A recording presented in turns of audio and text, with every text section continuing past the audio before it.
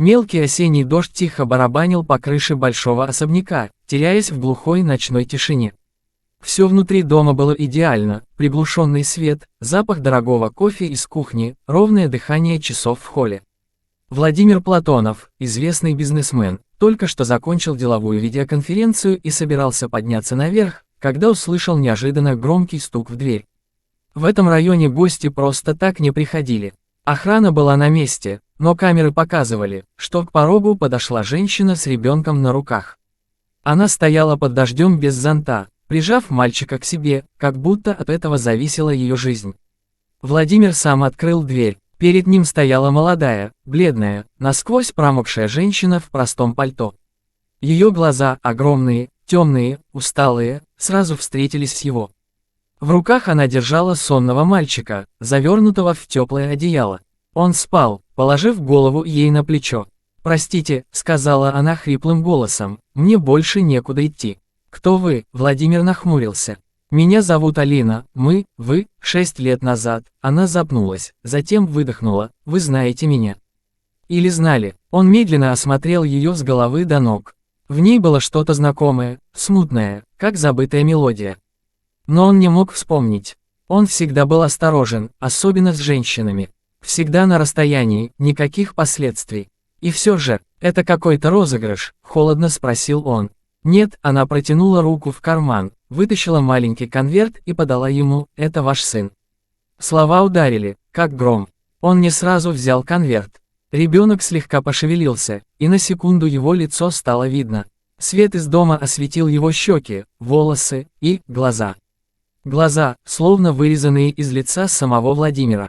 Он почувствовал, как у него закружилась голова. «Я не понимаю», – прошептал он, – «это невозможно». «Это правда», – тихо сказала Алина, – «мы познакомились в Сочи. Я тогда работала на ресепшене в отеле. Вы были один, отдыхали. Вы сказали, что не ищете ничего серьезного. Я тоже не ждала ничего. Но все вышло иначе». Он вдруг вспомнил. Девушка в голубом платье, сдержанная, скромная, не такая, как другие. Он действительно провел с ней 3 вечера. Потом уехал. Она исчезла из его жизни, так же неожиданно, как и появилась. Он не оставил контакт. Ему показалось, это просто случайность, ничего важного. «Почему сейчас?» – спросил он. «Я пыталась найти вас. Писала, звонила, оставляла письма, но никто из ваших людей даже не дал мне возможности приблизиться.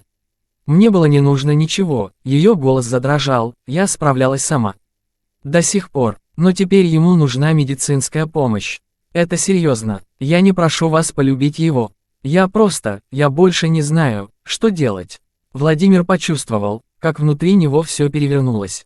Он смотрел на мальчика, и в груди сжималось от тревожной, почти панической мысли: а если это правда? А если перед ним действительно стоит его собственный сын? Сын, о существовании которого он даже не знал все эти годы. Владимир стоял в кабинете, глядя в большое окно, за которым продолжал идти тихий дождь. Внутри него все кипело. Он, человек, привыкший контролировать каждую деталь своей жизни, теперь чувствовал себя потерянным. На диване у стены, завернувшись в плед, спала Алина. Ребенок тоже спал, положив голову ей на колени.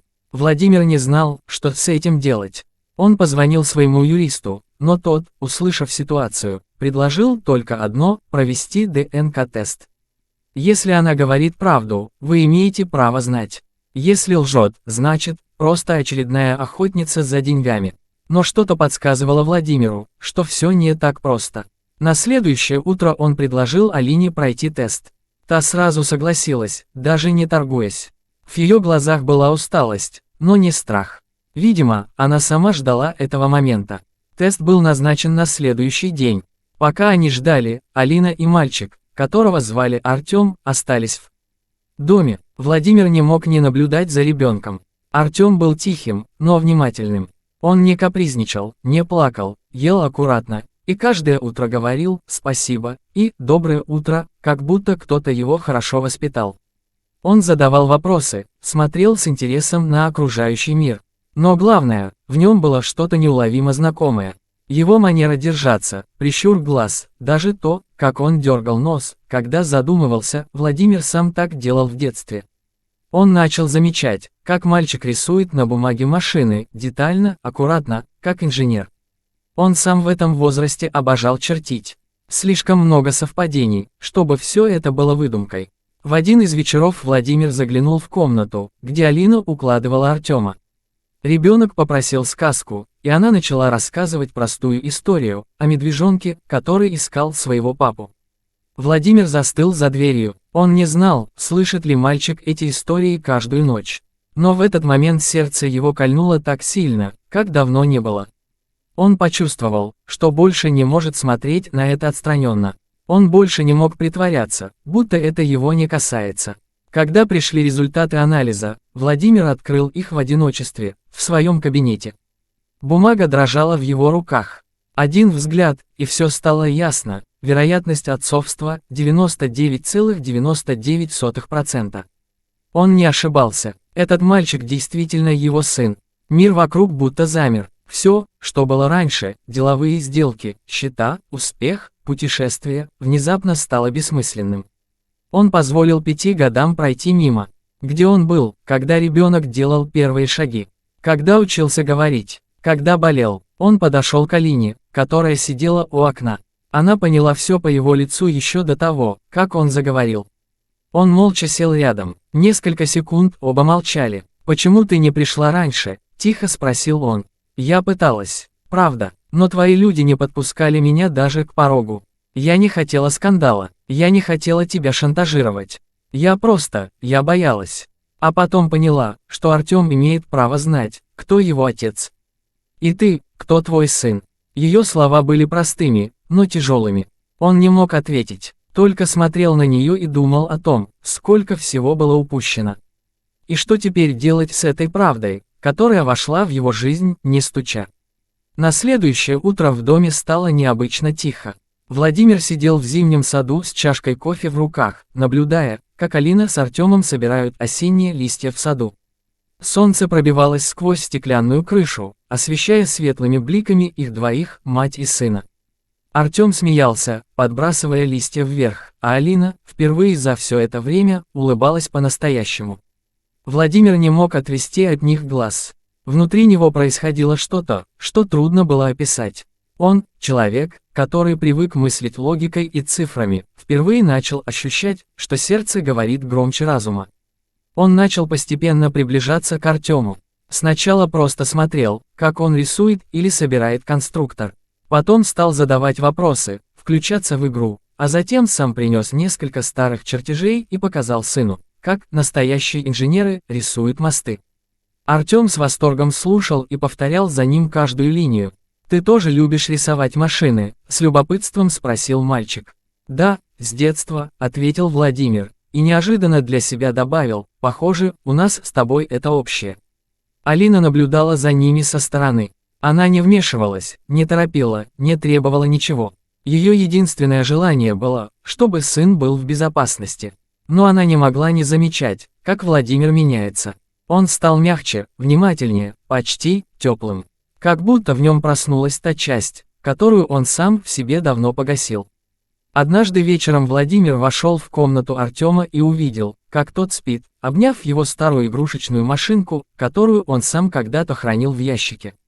Он присел на край кровати, долго смотрел на спящего сына и понял, все, что он раньше считал важным, меркнет перед этим спокойным детским лицом. На следующий день он пригласил Алину поговорить. Они сидели в кабинете. Он долго молчал, затем сказал: «Я не хочу, чтобы вы уходили.